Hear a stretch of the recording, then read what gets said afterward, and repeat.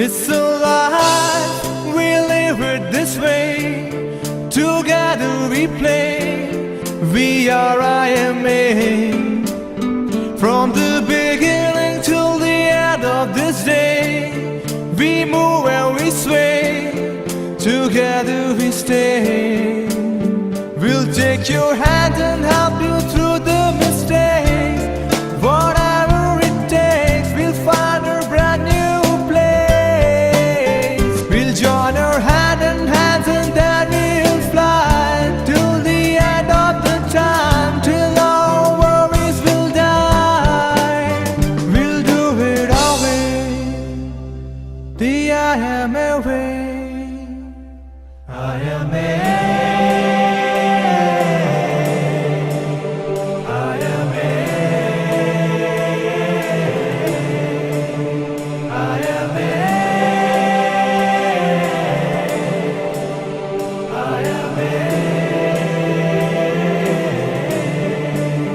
It's a dream to be at our best.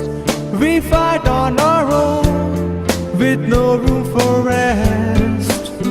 It's a dream to be at our best.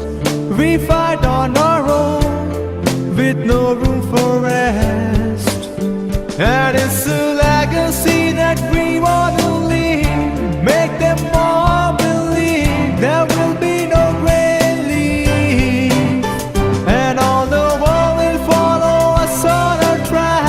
Turning white from the black, just like raising the flag. We'll do it our way, the IMA way.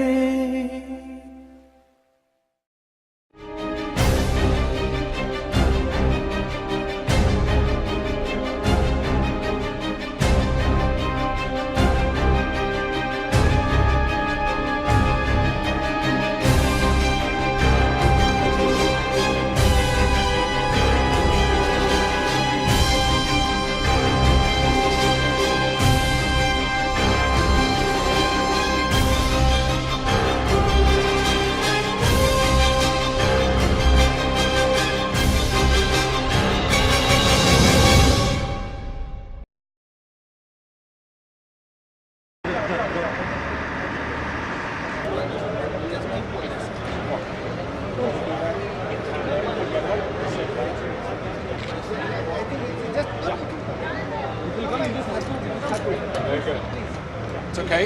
There's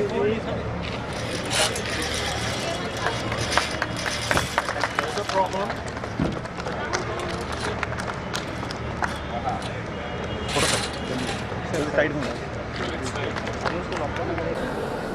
I would request IMA Chairman Mr. Ravi Mohan to please invite the honored guests to light the ceremonial lamp.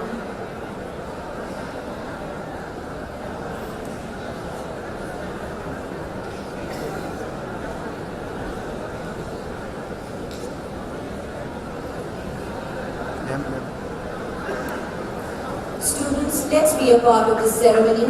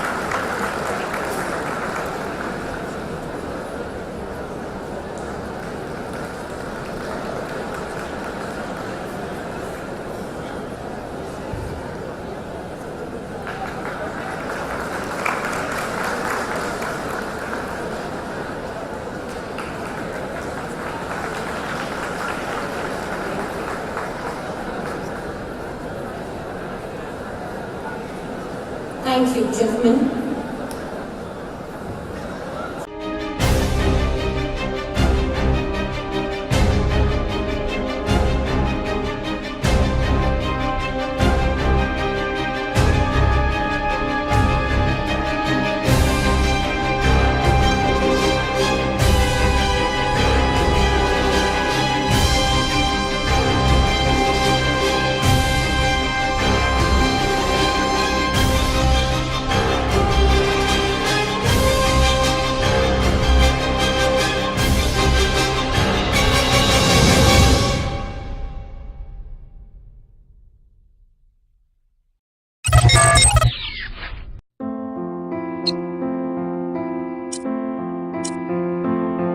His Excellency, Dr. Linus von Castelmur, is the Ambassador of Switzerland to India and the Kingdom of Bhutan. A highly learned personality, he holds a master's degree and a doctorate in arts in contemporary history.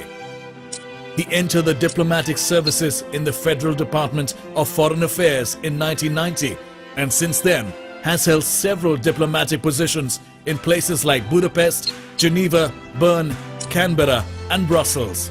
Many accomplishments adorn his name. He has been the Secretary General of the Independent Commission of Experts, Switzerland, from 1997 to 2001. He was the Counselor and first collaborator of the Head of Mission, Canberra and Copenhagen, and fulfilled his duties as the Minister and first collaborator of the Head of Mission to NATO, Brussels. He served as the Ambassador of Switzerland to the Democratic Republic of Congo and Gabon from 2008 to March 2012. Ladies and gentlemen, it is a great honor to have His Excellency Dr. Linus von Castelmur with us today. Please accord him a very warm welcome.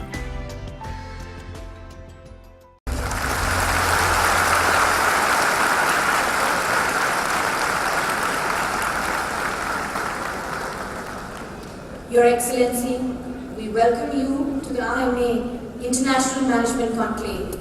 Ladies and gentlemen, His Excellency Dr. Linus von Castelmur.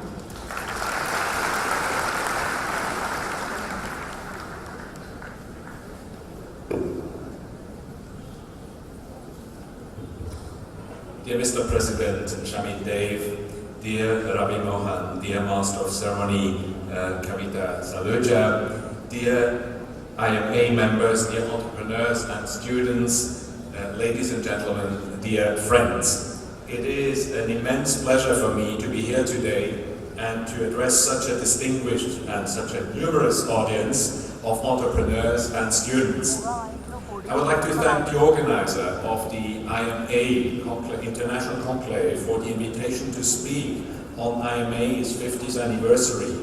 An esteemed honor to which I attach a lot of value. Thank you very much for inviting me and for having Switzerland as a special guest at your conclave. While it is my first visit to Indore, the Consulate General of Switzerland and the Swiss Business Hub have already engaged in a dialogue with the Indore business community last year in an effort not only to promote Switzerland as a favorable business and investment destination, but also look beyond the traditional favorite hotspots of Swiss companies in India like Pune and Bangalore. Such interactions give us a better understanding of the business and investment opportunities in Madhya Pradesh.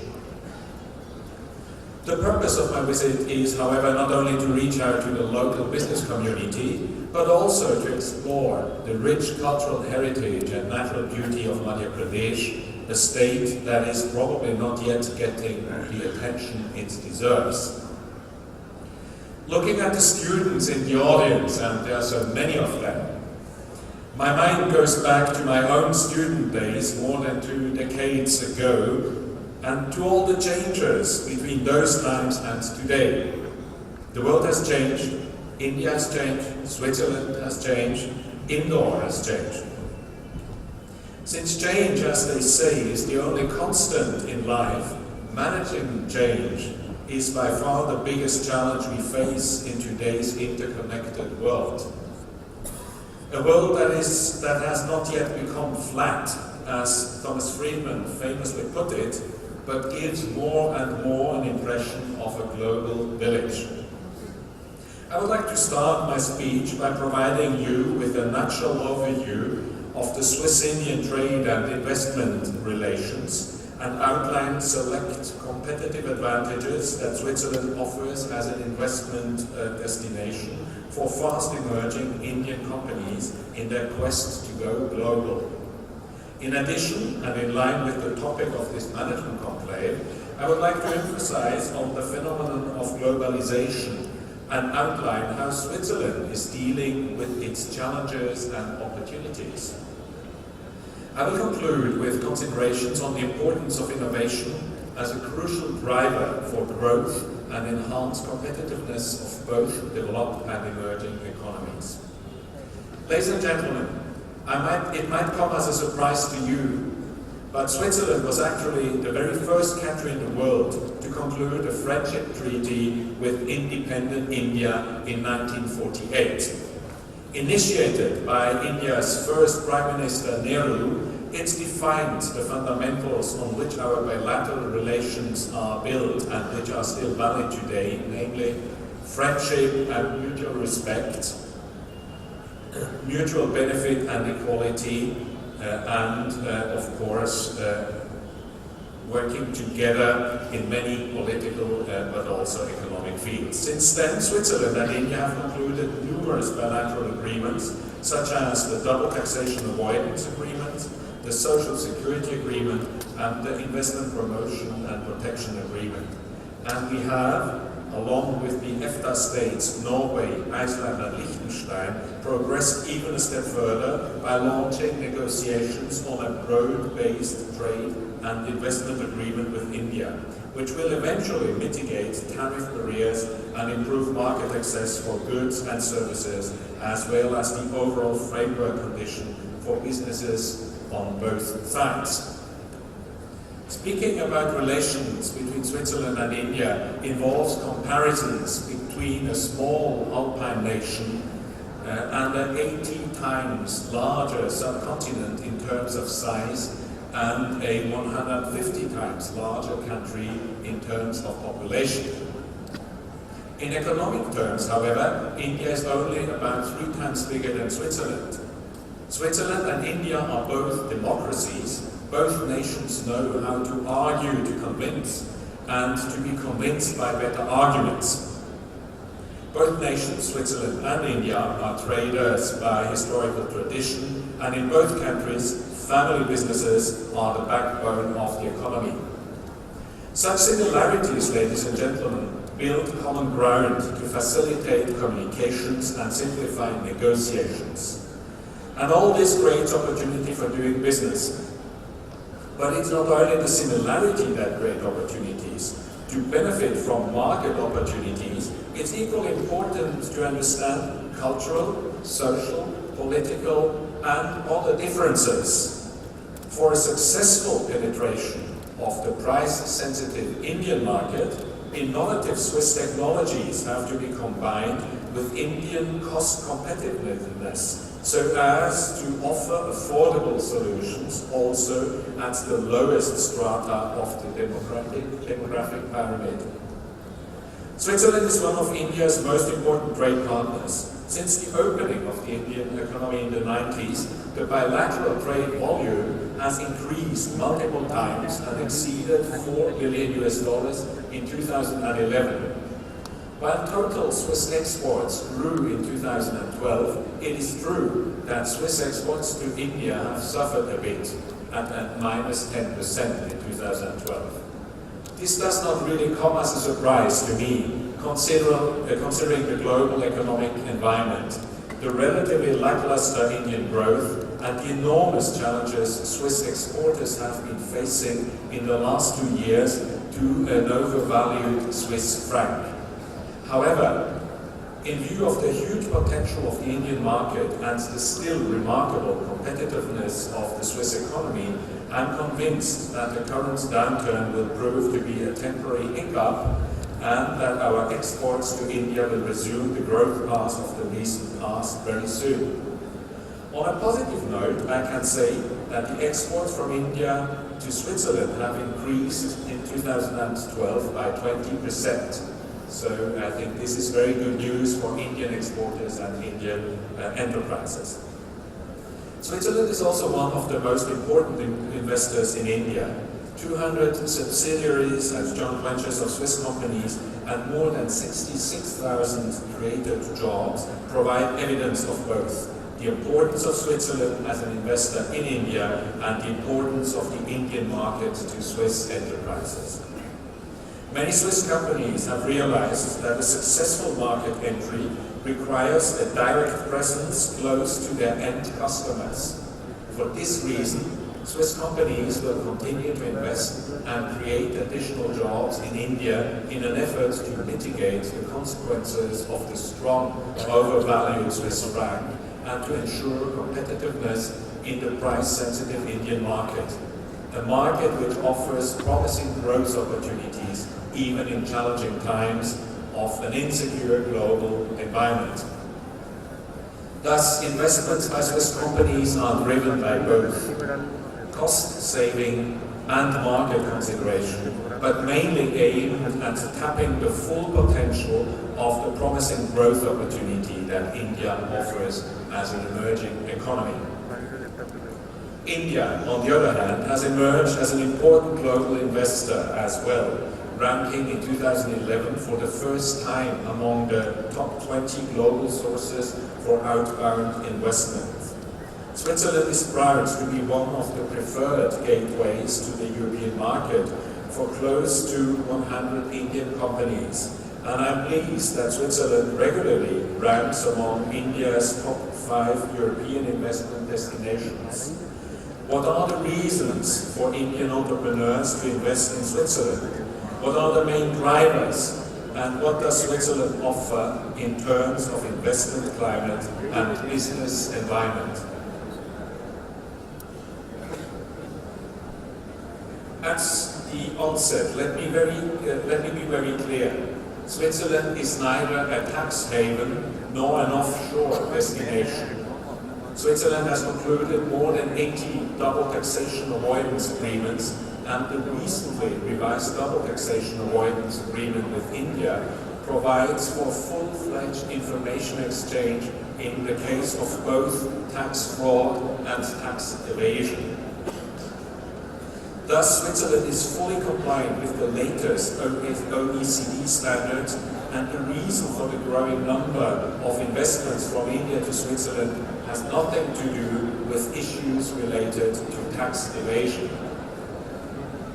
The main driver for investments from India to Switzerland is market access.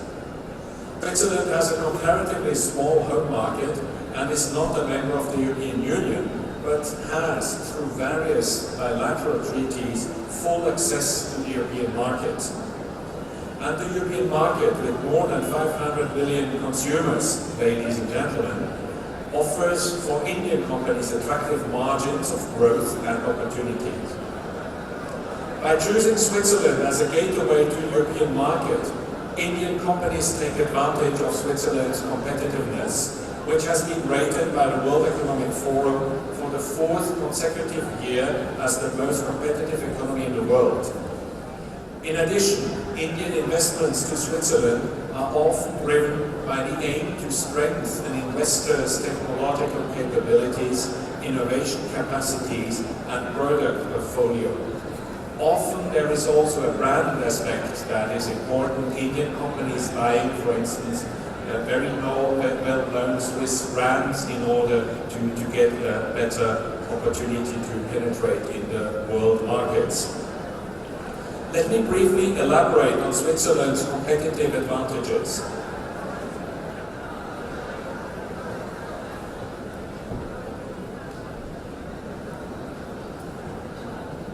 May I ask for some silence also in the students' quarters, please? Thank you.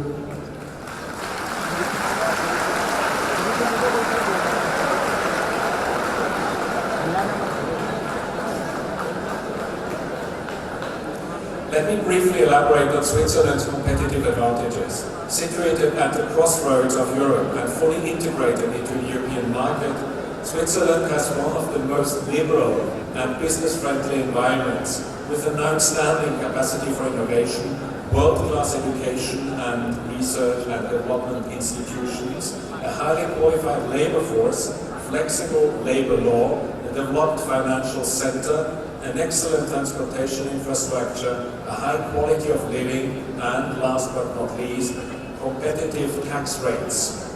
For this reason, global multinationals like IBM, General Motors, Kraft Foods, Philip Morris, Procter & Gamble, Dow Chemicals, Amgen, Baxter, DuPont, Nissan, Yahoo and Google have established their European or global headquarters in Switzerland. Innovation is one of the new drivers of Indo-Swiss partnerships. Let me illustrate this by giving you two excellent examples of particular relevance. The first one is the enterprise Glenmark. An important innovation-driven investment from India was the establishment of a research and development center by Glenmark Pharmaceuticals in 2006. Glenmark was the first Indian company to establish a biologics research center outside India and employs more than 60 highly qualified scientists in Switzerland. In 2012, I had the pleasure and the honor to confer the Swiss Ambassador's Award for Innovation on Mr. Glenn Saldana, Chairman and Managing Director of Glenmark. The second example is even better known and is even more prominent. It concerns the Tata Group. Tata was the first Indian company to invest in Europe through an outward foreign investment starting with Switzerland in 1961. The group has in the meantime 8 Swiss subsidiaries active in different sectors. In 2009, Tata invested in a startup company called FLISM, a spin-off of the Swiss Federal Institute of Technology, which aims at developing the next generation of lightweight and flexible thin-film photovoltaic solar modules. Numerous other examples for innovation, technology, or R&D driven Indian investments in Switzerland will be mentioned in highly specialized fields like ICT, MedTech, and life sciences. A large number of Indian investments also come from the ICT sector, since Switzerland has become a promising market for the Indian ICT industry. Indian ITC companies nowadays generate revenues of more than $500 million a year from Swiss customers and have created more than 2,000 jobs in Switzerland. It might be interesting to note for you that Switzerland lacks software and computer engineering experts, and that the highest number of work permits granted by Swiss authorities are allocated to Indian ICT specialists. Speaking about strengthening and deepening economic relations between India and Switzerland, I shall not forget to mention tourism. Tourism from India grows fast. In 2012, Indians booked over 500,000 overnight stays in Switzerland. And Incredible India has, for good reasons, also seen an increase in the number of Swiss tourists, which hopefully will also translate into more tourists to Madhya Pradesh. Let me get back to the main focus of this address, namely globalization, the opportunities and challenges it creates, and how a country like Switzerland is trying to tackle them. Kofi Annan once famously quoted, "It has been said that arguing against globalization is like arguing against the laws of gravity," unquote. So although globalization is accused of evil by some, cherished as a boon by others, it's like a natural force which does exist and shapes our lives. It's neither the universal remedy that solves all the problems of mankind, nor is it the catastrophe that sends us to irreversible doom. Having said this, permit me to define as to what I personally perceive as globalization. For me, globalization is the reduction of barriers to the flow of goods, the flow of money, the flow of people and ideas, cutting across national, linguistic and social boundaries, a phenomenon that affects countries around the globe and which comes with related benefits and costs. In some way or the other, globalization affects us all. It influences the goods, services, capital and labor markets, and concurrently it percolates down to less tangible domains like our way of thinking, expression, behavior and even dressing. In a certain way, our lifestyles become more and more similar, thus arguably risking an inherent loss of diversity and cultural identity. Some have coined this phenomenon the McDonaldization of the planet. Certainly, the winds of globalization have and will create winners and losers among the 200-odd nations of the world. Even within the countries which successfully grapple with globalization, there are populations and strata of society that succeed and others who do not benefit or even lose out. For its supporters, globalization is the best way forward for collective global prosperity and welfare.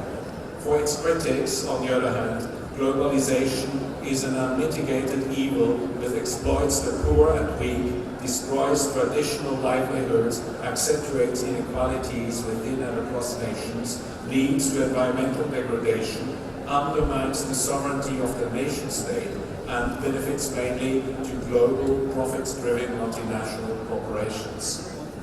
Like always in life, there is some validity to both sides of the argument, and the best way forward would be to maximize the positives and to minimize the negatives. At the same time, it is worth to recall that world trade has seen a manifold increase in decadal growth thanks largely to trade policy liberalization, reduction in custom tariffs, and free movement of people, especially professionals. The world is slowly but irreversibly evolving into a global village with a distinct shift of paradigm in the sectors of telecommunication and transport, where today's costs are only a fraction of what they used to be 5 decades ago. I do believe that globalization is not a zero-sum game today.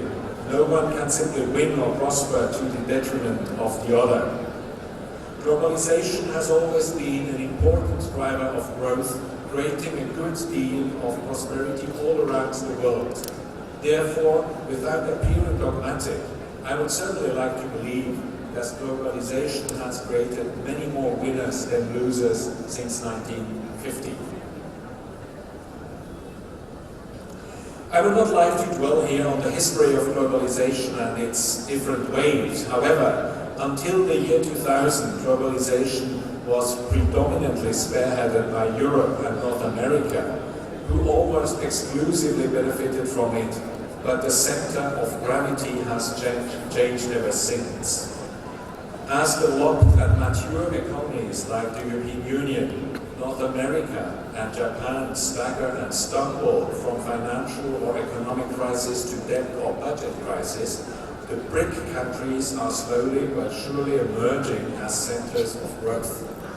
Although presently on a slower growth trajectory compared to the earlier 2000s, China, India, Brazil, as well as other Asian and Latin American economies are emerging with growth rates with developed countries can only dream of. This has shifted the economic center of gravity towards the Asia-Pacific region and portends to do so in the near future too.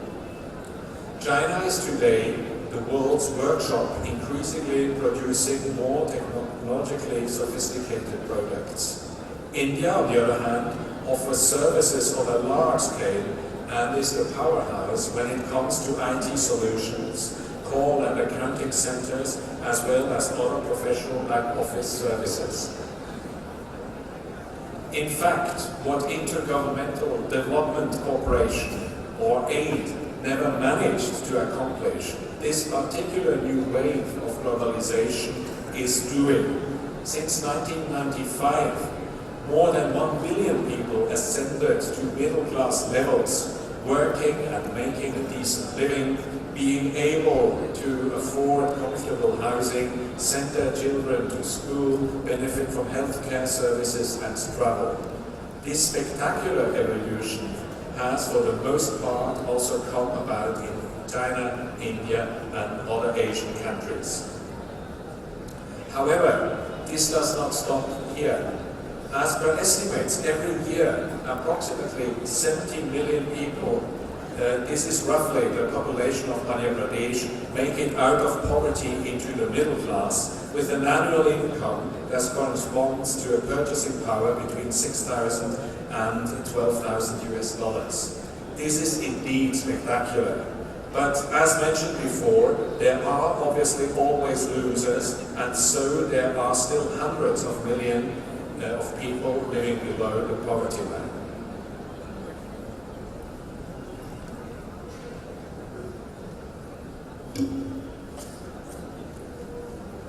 Due to time constraints, I suggest that I skip some of my other thoughts on globalization and come directly to Switzerland and to the answer Switzerland is giving on the challenges of globalization.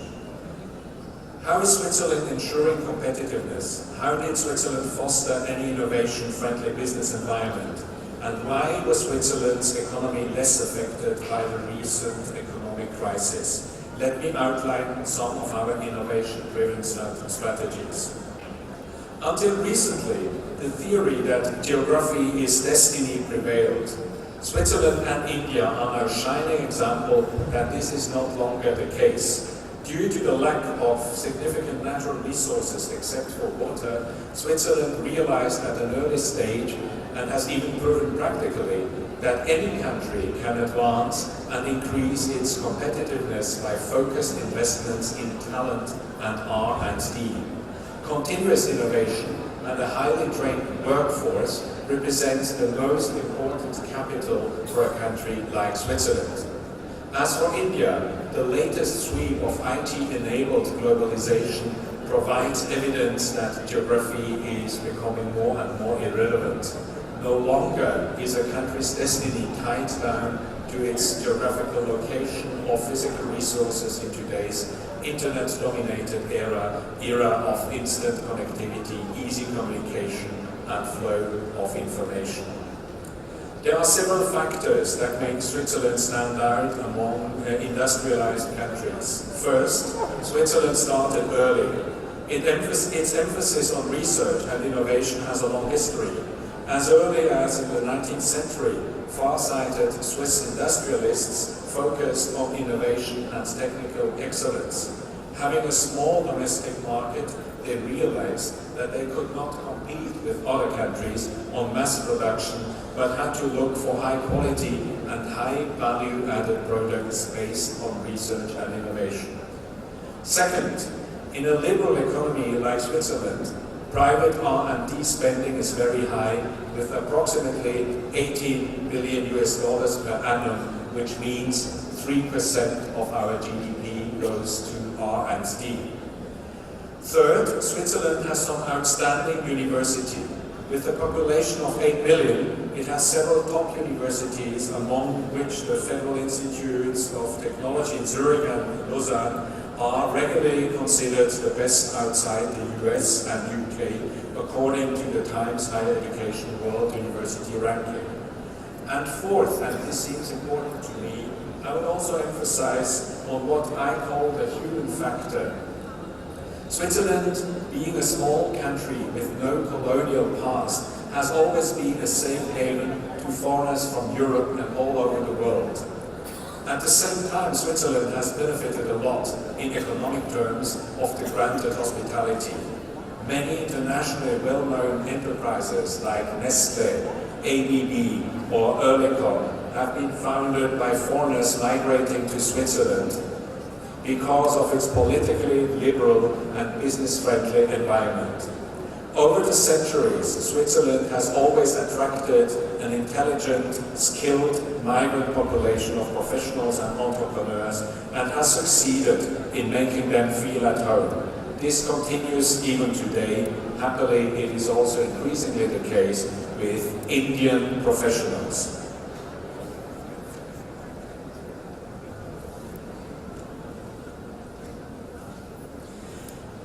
A true testimony that the factors I have mentioned have worked is the fact that Switzerland is consistently ranked at the top by various innovation rankings, such as the INSEAD's Global Innovation Index.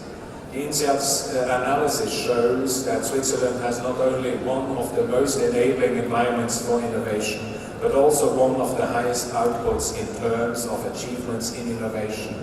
INSEAD and the World Intellectual Property Organization, WIPO, described Switzerland as a country where open innovation can thrive and is supported by a dynamic collaboration between industries, enterprises, governments, and the scientific communities.